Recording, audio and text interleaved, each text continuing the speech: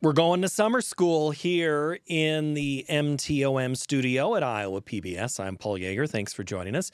Today's summer school, we are going to talk about commodities, which is what we do every week. So that's not news, Paul. But we're going to talk about the futures market, the cash market, the speculators, those who are working with commodities and those who are interested in it for other reasons, and why they all fit together. You've heard us talk about the three-legged stool before. We're going to get on the stool.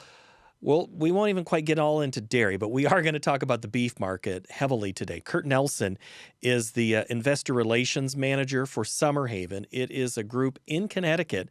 So yes, we're going back to Connecticut for lessons on commodities. But why I'm interested in this, and I hope you find it too, is why are folks in Connecticut interested in what's going on in the grain belt or in the plains? And that's exactly what we are going to talk about today. We're going to talk about the similarities of exchanging physical commodities and just the futures, the speculators. Again, why everybody is needed. We're going to talk about that cattle market. We know what some of the fundamental factors are, but what and how long could this rally go? That'll be a big part of our discussion. And the reason, again, it goes back to inflation and what's happening in the Middle East and how much of a long tail that is going to have. So that is what we're going to talk about today. Look for episodes this summer on the M2M podcast where we go to summer school. We're going to do 3 of these. The first one is up here today. We've got one coming for you in the month of July. And then, of course, we'll finish up our summer session in August. If you have any feedback for me, send me an email at paul.yeager@iowapbs.org. I love hearing from you. Share this one. Bookmark this one if you want. But now let's get to our discussion. Nelson sure sounds like a Minnesota name. It sure is, Paul. Thank you. And my mother's maiden name is Johnson. So, so there you go. You got the double. No relief there either. So you spent a lot of time in the Twin Cities. I did. Go Gophers. I went to the U of M for a couple years, and really fond memories of growing up in Minnesota. And we're so in the city, not on the farm? Yeah, on the city, although the farming goes back a couple generations. And, I was in Minneapolis in the Twin Cities. But, my grandparents, they homesteaded near Alexandria. On the other side of my family, my mom's family, the Johnsons, they were way up in northern Minnesota, in Warren, in the Red River Valley area. Near Crookston, which, by the way, I need to say hello, Tim Defoe, because I'm going to make sure he listens to this. And he'll probably reach out to me and say he knows someone that knows your family. So expect that from me in the future, Kurt. And before I started a career in commodities, I remember the grain elevator across the street from my grandmother's house. And it was just something you got used to seeing. In Connecticut where I live now, you don't see him as much, but I certainly grew up around him. So I guess this is a terrible pun, but did that plant the seed for your interest in commodities then? I think so. Or maybe it was just, a leading indicator of where I was going to go.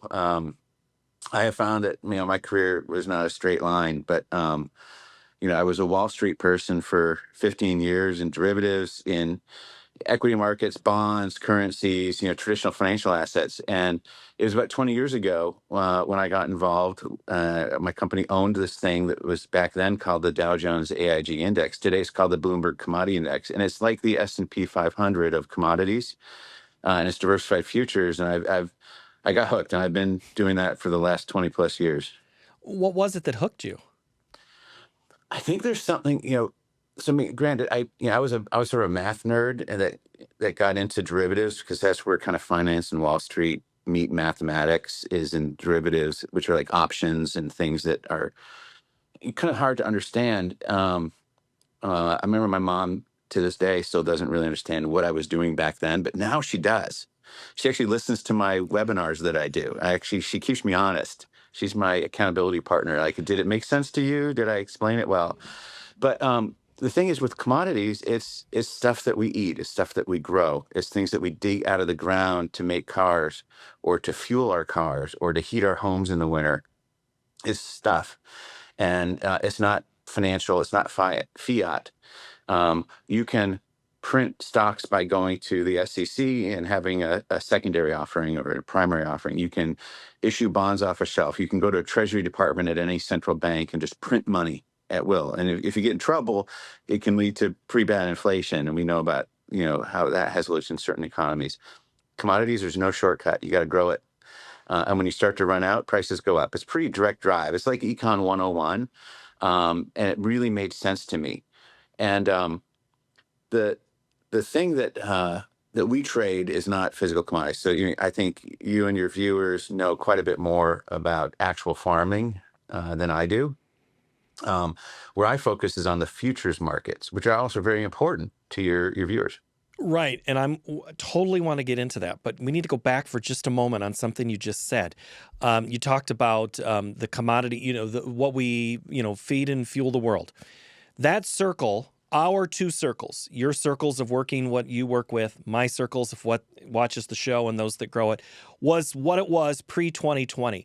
Then COVID hit, and then all of a sudden everybody got real interested in everything that you and I are both talking about. Would you say that's a fair assessment of how the interest in what we do changed? Absolutely. And I think there was a paper that one of my co-founders wrote. He's at Yale now. He's a very senior professor at their business school, but he's devoted his career to commodities. And I kind of learned commodity futures and investing in commodity futures together with him and from him. Um, he made quite a splash cut about 2 decades ago, making the case for commodities as an asset class. But then from the 2010s were just not kind to commodities. Prices were lower, just generally, while the stock market just couldn't go wrong. And we had zero interest rates. I think that people sort of just forgot the little bit they already knew about commodities, and it's just got off the radar. And there's nothing like, a cold splash of water from inflation to bring everything home again. And we saw prices skyrocket in 21. And then they kind of stabilized, and everyone thought, well, maybe that was just, momentary. But now we're back in it with a completely non-health related issue. It's war in the Middle East that we're a direct part of, that's interrupting global supplies, and we'll touch on some of those things. But it's not just this is not a quick fix. We can't. It's not a human problem where we're disrupting people going to work, and once we fix that, we can all go back to normal. It's going to take months, maybe years, to resolve some of these imbalances that are being created right now. Are those imbalances created? Yes, the fundamental side of things. But let's talk about some of the technical sides of not necessarily the trades, but I guess it's more of a futures cash question here is where I'm trying to get to. Yeah. I deal with a lot of people that handle cash, or Yeah. that's their market. You're in that more of the future. So tell me why the two need each other, and does one help? Well, let's just go there. Why do the two Sure. need each other? So, you can go back to like an economist, John Maynard Keynes, Keynesian economics. He wrote about commodities and commodity futures 100 years ago. And he specifically said commodity futures markets exist for a very important reason. They're price insurance markets. That's where the farmer, the mining company, today the energy producer, they have exposure to the underlying commodity, right? They're farmers long physical soybeans or wheat or corn, even if it's not harvested yet. He's got a big capital commitment, and so in Wall Street we call it being long. You're exposed to the price risk. By going to the futures market and selling futures, you can be both long and short. Now you're hedged. Maybe you hedge some of it, maybe you hedge all of it. That's up to any individual actor. But the existence of that futures market is to be a price insurance market for those hedgers. The other side that Keynes was fascinated about was who's on the other side of that trade. And it's what he called the speculator. We call them investors. And they're attracted to that market. Now, those investors could be in equity or real estate or other things. They're being attracted to the futures market. They're not hedged. So the farmer has physical corn, he's short futures, he's matched. The speculator is just long corn and through futures. And so in addition to wearing the spot price fluctuation of corn, we have strong evidence that there's also a compensation. Think of it as an insurance premium that's paid from that hedger to the speculator for wearing that risk. And that's meaningful. And it's actually kind of like the equity risk premium over time. And that's fascinating to us. It's principal to everything that we do. So we're entering that futures marketplace because it's liquid, it's transparent, it's cleared on an exchange. It's got all those features that you want in a financial market. And there's this almost a public good that we're providing. I don't want to overstate, what we're doing here. And Lloyd Blankfein said that Goldman was doing God's work during the financial crisis. Ooh. I don't know if I wouldn't go that far, but we are providing speculative capital to provide a hedge to all of these diverse futures market participants. And if we're not there, then they don't have liquidity. They don't have access to the market. All these things are critical to a functioning futures market. And that's why some of these markets have existed for 200 years, and they still are today. And I have asked that question that I just did to you several times, and it comes up often on the show where someone will say, when will the outside money come into commodities? When will or how will we know they've exited the market? We do know a little bit on how and when they exit because we do see position of traders. But tell me why. I mean, you kind of just did, but again, why we need everybody at the table in some capacity. Because what is it? I think you're going to probably tell me it's something about a three-legged stool. And if we just have the two, it's not as much balance. Right. So we have looked to see, we actually have research on why commodity futures markets fail and what are the conditions. And what we have found is that it needs to be something that's important to economic supply and demand today. Back in the there used to be a very liquid large market on silk futures for decades. Huge Didn't know market. that. It stopped around 1940. I wasn't around, but all the silk came from Japan. And if you think about where we were in 1940 and 1941 with Japan, that was a little tense. And FDR stopped the shipment of silk to the United States, and the market froze, and it never restarted. So we don't trade buggy whips today, but those were a really, really big industry 100 years ago. So it needs to be economically important. And when you have the futures market, you need to have hedgers and speculators. And if you look at this commitment of trader report, CFTC data, and we have some of this going back to the 40s that we've collected, you'll see that a functioning commodity futures market has about 50% speculators and 50% hedgers. And it's actually quite stable over time. We looked at we get a question, are commodity markets financialized? And maybe some of your viewers and listeners think about that. Like maybe am I getting run over in the futures markets because all this hot money's coming in? These hedge funds and high frequency traders and so on. That's a troubling question for us because we rely on these markets as the petri dish that we play in. And we think that they operate in a fundamental way. Is this distorting it? It turns out no. I mean, the markets, if you look at CFTC data, hedgers and speculators were balanced around 50% in the 90s. Today, they're still around 50%. And those markets, of course, have grown, whether in dollars and open interest, by 3-4x. Which pumps money into the market, which usually helps all boats. Yeah, I think we're lifting all boats. Like, imagine, let me use an insurance analogy. Does it make sense that an insurance company is paid pretty hefty premium for flood insurance in Florida? Yeah. It's also very risky. If the insurance companies were required either by government or by market conditions to not be able to make any money offering flood insurance, they'd stop doing it. And then the market disappears and is gone. We think that compensation is higher, and it's also riskier. And I'll talk about that in a moment. You can also offer flood insurance in Minnesota from hurricanes. You're not taking very much risk, and Minnesotans or Iowans, for example, aren't going to pay you a lot of money for that either. So it's very low risk, low return.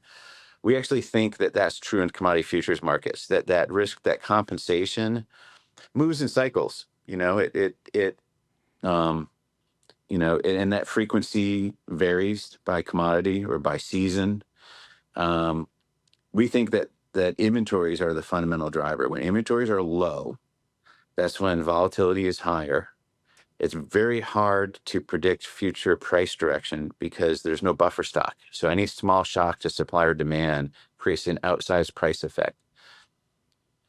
Usually prices are higher, and that's when farmers or others, that's when they want to lock in price because they can lock in their economics. So there's more demand for hedging when it's riskier. And we're attracted to those markets. We like to apply our capital there.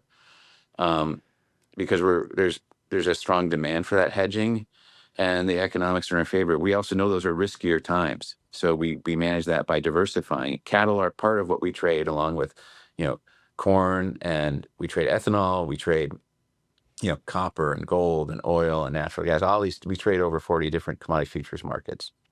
And some of it is on your wall behind you, the historic part of Summer Haven there. I mean, you have a strong interest in the history when we were trading just some of these commodities, not the 40 of today. So give me a quick tour of what's behind you there on your wall. Sure. I'm in our office boardroom right now, and we wanted to create sort of some eye candy that was related to who we are and what we do. And so one of the criticisms I heard from people was, well, commodities are new, right? And this is from financial players. This is not from farmers. And they said, well, commodities have been in portfolios for the last kind of 10, 20, 25 years, but they're still sort of new. We don't really understand them that well. And I'm like, no, like commodity futures in the US have been around for 150 years, since the 1870s when Chicago Merc got started. I actually have a picture on the wall that's a painting because we didn't have cameras back then. It's from 1835. It's from Japan. And it's a rice futures exchange called the Dojima Rice Exchange. The woodblock painter back was on a tour of the countryside of Japan trying to memorialize life in Japan. And he did it through pictures, through paintings. And this was one of the big things that he saw. I was like, oh, this is cool. So he painted a picture of this rice futures exchange. It was 200 years old when he did his painting. It was from 1600 because rice was money in Shogun Japan. And so you can see the people running around. There's people splashing water to stop trading, and the traders are trading, and they're coming up on settlement window. And in the back corner, you can see the back office. You can see people recording on paper, the buyers and sellers for these rice futures. We also have something that I mentioned to you earlier. I think in terms of American history is fascinating. These aren't futures, but in terms of commodities, we have a payment from the state of Massachusetts to a Revolutionary War officer, and inflation in the colony at the time, because we were not a great credit. We were a bunch of colonies kind of stapled together trying to fight England, of all things. Right. Who would want to lend us money, right? So inflation, our colonial pounds were weak, and it was about 100% a year. So you'd go off to fight for the revolution for 3 years with this guaranteed contract, and by the time if you survive the 3 years, it might be worth 20% of what you started out at in purchasing power. So Connecticut actually fixed theirs to gold and silver, which was interesting. But Massachusetts went a step further, and in this bond, in this employment contract, it says we'll pay you this amount of wool, and this amount of corn, this amount of beef, and this amount of leather. This 4 commodity basket, if the value of that is higher than the amount that we're agreeing to pay you. And we got prices for leather, beef, and corn. We couldn't get spot wool prices, but we got cotton as a proxy. And we said, okay, did it protect? And it did. It actually immunized this. I mean, I don't know if he survived. I never looked that up. But it's fascinating to me that even 250 years ago, Massachusetts, out of necessity, created a commodity index. So commodities are not new. And one of the ways they've been used throughout history is to protect us from inflation. And we're entering that time right now. You can see it in, when talking about beef in particular, we're at these all-time lows of heads of cattle. And I know the average weight of a cattle is higher now going to slaughter than it was before. But when you look at the cattle census figures, it's quite scary. And I would contrast hogs that we trade. We trade lean hogs. We also trade live cattle and feeder cattle as futures. Hogs. China went through this when they had to slaughter a lot of their hogs because of disease-related issues. You can have a sow make 20 piglets plus a year. Every 6 months, they can have, a litter of 10 to 12, 13 piglets. And so you can replenish uh, a hog population somewhat, you know, quickly if the conditions are right and you have the right, infrastructure in place. There's no shortcut. And cattle, that's one of the things I love about commodities. Certain things, there's no shortcut. It's like one calf per cow, maybe 18 months. You still have forage costs of, or grain if you're feeding them grain, um, cost of energy. There's still lots of factors. And so uh, we're looking at a long time, into 27, and maybe because of the Iran war, maybe into 28 before we kind of get financial conditions that are supportive of replenishing our herd. And meanwhile, prices give. So the herd size is what's driving us more now, but you're saying that the current environment of Iran and inflation is going to extend what we have seen 27 and possibly even into 28. That's what I think I just heard you say. Yeah, and this is, take it with a grain of salt because now, one of the difficult things about forecasting is that the future is uncertain. I can't remember who was it, Milton Friedman said that. But so take what I say with a grain of salt, but I'll share with you what I think, and please argue with me if I'm saying something that you don't agree with. But I think the conditions for, if you look at beef prices, they've gone from $1.25 a pound to $2.50 a pound over 5 years. That makes sense because the herd is getting smaller and smaller. The conditions for the ranchers are difficult, right? That we've had droughts, so forage is not as available. Well, then you're feeding them grain, and grains is tough because those prices are going up. Ethanol is going up more. Another Iowa story, right? That Hmm. the instead of corn being used to feed humans or to feed livestock, it's being used to feed our cars. And with gas prices where they are, and political considerations where they are, that's not going to slow down.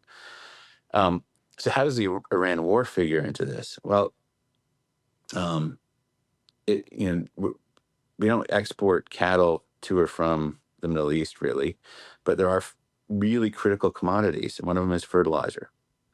A huge amount of the world's fertilizer comes from, I think, in the neighborhood of 20% comes out of the Middle East because its marginal cost of production is related to the price of energy, and it's cheap there. So there's other things that are being affected.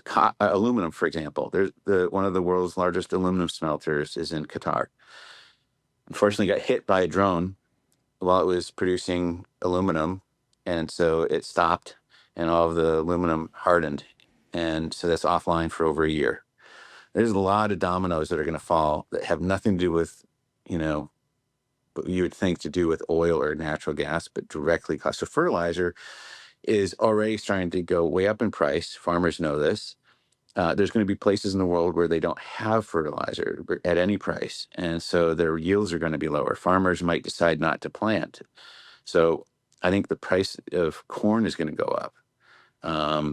The cost of transportation through higher oil prices and higher distillate prices will affect, everything, including shipping, transportation costs for cattle. And it'll affect alternate protein, like poultry and pork prices will probably go up too, which means beef prices will go up. And I'd finish with something so I think the conditions are that higher prices and maybe higher for longer. Meanwhile, I mean, I'm sympathetic to the ranchers and these people who make a living growing these cattle and taking the risks to try to feed us. And it's not a sure thing. Um, I think like oil business and cattle business, they go through these huge swings. Um, and the concern in the administration right now is about the consumer. And so I think recently JBS got called out by the administration for making prices high and Well, the big four did, yeah. I mean, the big four meat packers, which is a part of this discussion that's what the administration is talking about. But then there's those who understand the drought cycles and the low herd numbers and the you know how this goes. yeah. Well, JBS just had their first quarter losses were twice the losses that they had in 25. Just tell me how they're killing it and making all this money off of the American consumer when they're losing money. They're a public company that has to report earnings, and they're suffering. And meanwhile, they're also being called out for it. So I think there's some misplaced, attention on what is the cause of this problem? How do you help fix it? And I think that inflation causes interest rates to be higher. So lending costs, borrowing costs are higher, credit's tighter. There's just so many conditions that's going to make it tough for a rancher, tough for a farmer. So that means lower supply. The feedlots are going to have higher grain prices, so they're going to have less interest in loading up on lots of cattle to fatten. All those things mean smaller inventories, which mean higher prices. And it's very tempting for a producer to sell to sell and not hold back and build a herd. Because I mean, you talk about boom and bust of Texas. You think of the rancher who's like, I got burned for so long, I am cashing in where I can right now. Right. So the other thing, broadly that I think about is, we had talked before about this idea of a cycle, but sometimes people call it a super cycle in commodities. I think it's a great notion. One of the things frustrating to me is it's not very well explained. What is it? So it sort of is used loosely without really kind of getting into the nitty gritty of what do we really mean here. And with the benefit of the 150 years of data that we have, we did go back and look and say, okay, let's just, with an open mind, see, are there these long commodity cycles that last years or decades? And what we found is actually, yeah, there are. So starting in 1900, we found 5, let's call them commodity super cycles. All I mean by that is that prices went up a lot through commodity prices for an extended period of time. And so it tended to be around wars, World War One, World War Two, other events, the OPEC crisis in the 70s, the the shortening of supply, increasing of demand, kind of from 2000 to 2000 or 99 to 2008 before the financial crisis. We found 5 periods, and they were about 10 years long. So that's actually meaningful. That's like 50 years out of 120. It's not 1 in 10. During those times, prices increased on average about diversified commodity prices went up about 15 to 20% a year for roughly 10 years in a row. During those times, stocks and bonds return was close to zero. So you didn't get any kind of protection in stocks or in bonds from this. I think that this is the story about how commodities relate to inflation. And sometimes you'll have copper is attractive, but aluminum's not. Oil's attractive, but maybe, natural gas isn't. But then sometimes we have oversupply or undersupply across the spectrum. We saw that commodities were oversupplied in 08, 09, not because we started producing too much. It's just demand fell off a cliff. We went into that huge financial recession. It can cut the other way. When demand goes up and supply is constant, like we saw in COVID, prices will respond, and we've had inflation. So I think that we're coming up on an inflationary cycle that could last for years. And it certainly can be fixed by demand destruction, increasing supply slowly, and by painful interest rate hikes. But are we ready to do that yet? Are we ready to kind of face the music? And the longer we wait, the longer it's going to take to correct and bring back into, a zip code that we're familiar with. I was surprised. So I've tried to learn from the history of the 70s. And during that sharp inflationary wave, we didn't have energy futures. Oil futures didn't show up till the mid 80s. So that Really? I didn't know that. Yeah.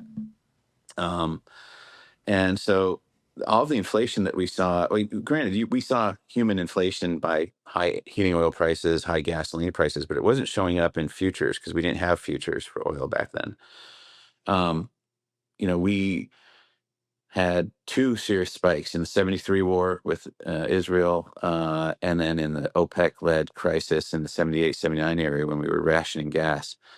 The Fed was reluctant to raise rates. There were some policy mistakes that we made. It wasn't until Volcker came in 80 and was just like, I am going to do whatever we have to hike interest rates to, 16, 18% and just wrangle inflation down in a very, very painful way. I did not know that Reagan had to create a special Secret Service team for Paul Volcker because of the volume of death threats that were credible for the pain that he was causing, the financial pain by hiking interest rates. He did it because he said, I think this is the medicine. And he created 30, 40 years of prosperity, and an incredible sterling reputation for the central bank that people believe, like, don't fight the Fed because of him. Um, it's going to take that kind of resolve again. Inflation was a big deal of the 70s. There's this comparison of the Fed is going to have a hard road ahead here, Kurt, trying to be independent and what's best for the economy. But there's always this, we've got too much cash in the economy, and this balance. There's never been a perfect landing for any of this. But if you did have the ear of somebody that was making decisions, what would be that piece of advice right now? I think I'd say follow the data. And I think the tough medicine, but it always works, when we have an overheating economy and overheating inflation, is to raise rates. It's how you bring the temperature down. Um, I think you don't have to predict the future, but don't ignore the facts, because there's no free lunch, and the longer we wait, the more pain it will be later. Historically, we always say here at Market, the cure for high prices is high prices. The cure for low prices is low prices. Does that still abide in what you're just saying? Absolutely, most certainly. I think high prices in beef will resolve. How? Well, you have some demand destruction. People will eat less or smaller portion size, right? Um, I think that it will then create expanded production. There will be ranchers that will find capital and will make more. But it's just, there's a lag. And so that's why you get these cycles. I couldn't agree more with that statement that high prices cure high prices. The question is how long? You, And you mentioned you follow the hogs and the lean hog business. Why is it that the hog price hasn't moved in concert with the beef price, as an alternative? Because that ribeye is too expensive. How about the pork cutlet instead? sure, I think that it will lag though, because like I said before, you can adjust much more quickly, in a matter of a few months to a shortage from hogs.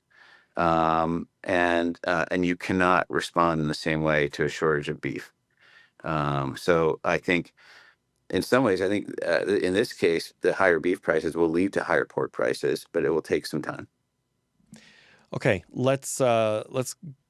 one last thing about the guy in Connecticut talking to me about the cattle in Texas, Oklahoma, and Iowa. Right. What is the correlation and the importance of, again, we go back to that three-legged stool, but the importance of the money that is interested in this commodity and in this index that you were talking about? Yeah, I think sometimes, and I get it. A guy I did come from Minnesota, but I'm working for this financial investment manager in Connecticut, and there's a perception that we're driving up prices. That um, w- just like JBS got called out for creating high beef. They didn't create high beef prices, but they're the bad guy because they're the major producer or processor. We sometimes get called out like you're causing corn to go up a lot, or you're causing gasoline to go up a lot because you're speculating. And I mean, I would counter that with no, like we're actually part of the healthy ecosystem of a functioning futures market. Is We said before, it's like half speculators, half investors, and we don't take physical delivery. I can't corner a market because I don't take it. I don't, you know, uh, these markets are not arbitrageable in the way that financial Mm. futures are. There's a true price risk transfer.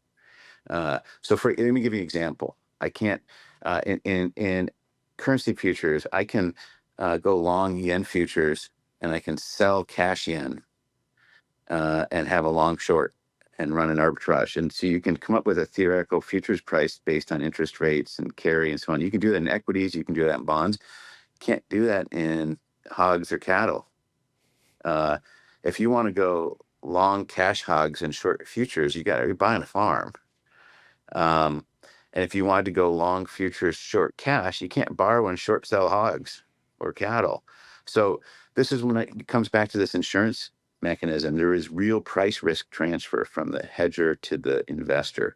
And so we are participating in a functioning market, actually making it healthy. And we're not taking delivery, we're just there providing liquidity and providing capital for where it's being needed. You're healthy and needed, and if you disappear, we would certainly notice.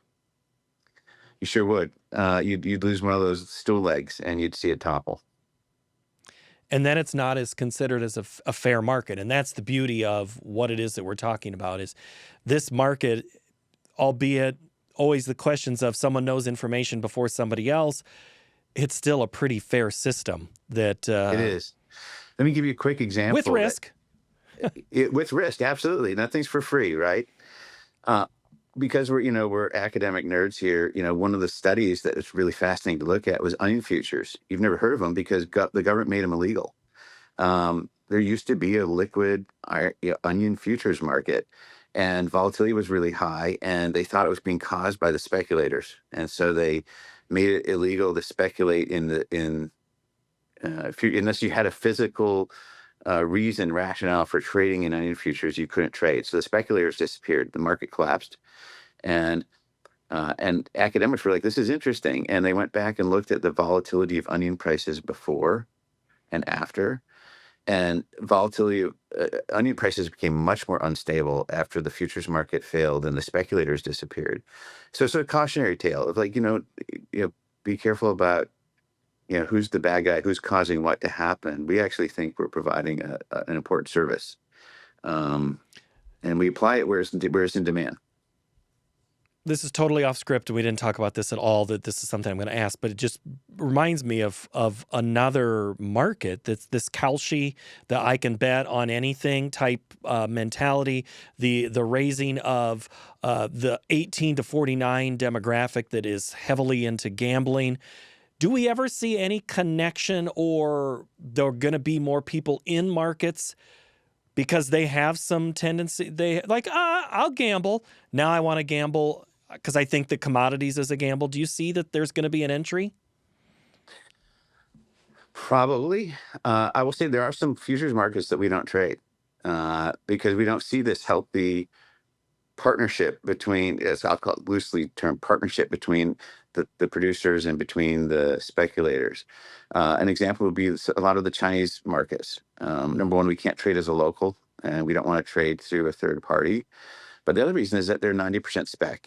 They're speculators that are trading with speculators. It's gamblers trading with gamblers. You don't have this insurance price risk, transfer as a rationale for the market. I think that's something that's missing from some of these Kalshi markets. Are they going to try to wedge their way into this? Probably. I almost feel, though, that we know why we're entering the market, and the farmers and the mining companies, they know why. They know a lot, and they know why they're entering the market. These other people are tourists. So it's inefficient capital, and they're going to lose. That's what I think, and hopefully that money goes to us and to the farmers with their inefficient trading, because we kind of know why we're doing it and when. Oh, and that's a whole nother thing. We'll have to put the academics on that one. Let them see how that one plays out. Kurt, I appreciate it, and I'm sure your mom knows what arbitrage means. You've probably covered that over time, right? Right. I have had to explain it a few times, but I think she's got it. Love it. Kurt, thank you so very much. Appreciate it. Appreciate it, Paul. Thank you. We are produced at Iowa PBS. Our production supervisor is Sean Ingracia. His crew is Reed Denker, Kevin Rivers, Julie Knudsen, Neil Kyer, and David Feingold. The executive producer of Market to Market is David Miller. I'm Paul Yeager. We'll see you next time.